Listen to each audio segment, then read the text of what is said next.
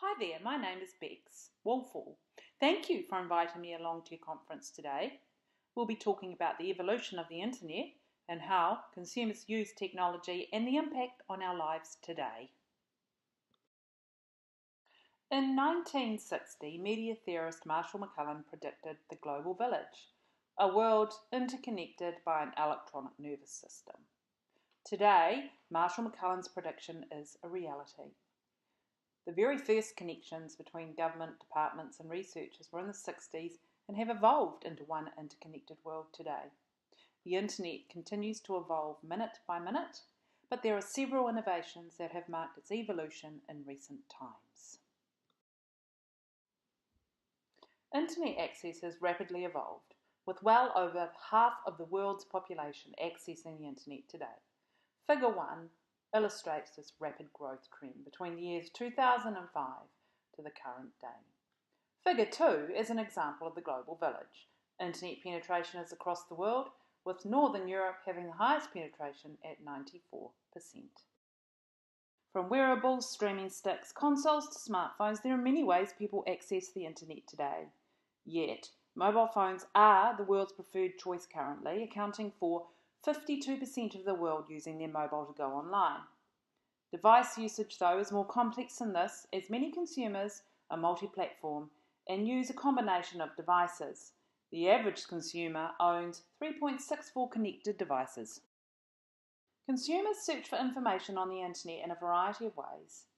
91% of adults use search engines to find information, and Google is the heavily favoured search engine.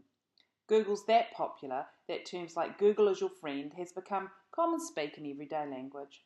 Social media networks are another way people search for information.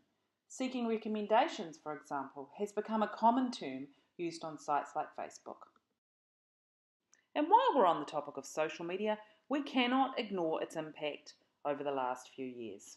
Social media has had that much of an effect that it has now become the go-to place for the latest news, as well as influencing people's purchasing decisions.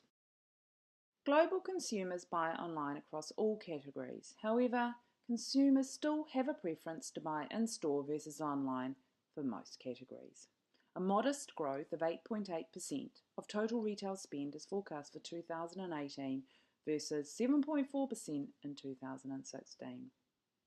Popular categories to buy online are small items like music, videos, and DVDs versus more complex categories like groceries, etc., where people will still prefer to buy in-store. More people are interacting with videos today than ever before.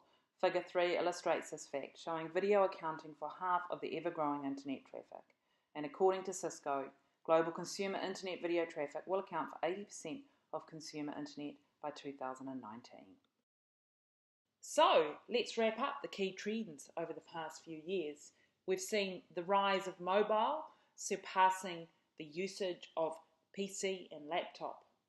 Google is still our friend, but we have other sources now to inform our search, such as social media sites. Online retail growth is relatively slow compared to the likes of mobile and video. However, I believe that in categories like grocery, that as logistics become more streamlined, that we will see a massive growth in this area. Video is certainly the rock star for 2019, with massive growth projected here. Social media, now the go-to place for the latest news, influencing product purchases, and even political outcomes. And apparently the next phase of social media, watch the space, artificial influencers. Instagram now has AI influencers with real people following them. In summary, the internet has profoundly shaped our world, becoming the nerve centre of everyday life.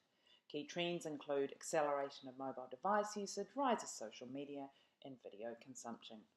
One to watch is video consumption next year, going to rapidly increase. E-commerce, I believe, in the grocery area as logistics become more streamlined. Oh, and keep an eye out for those artificial influencers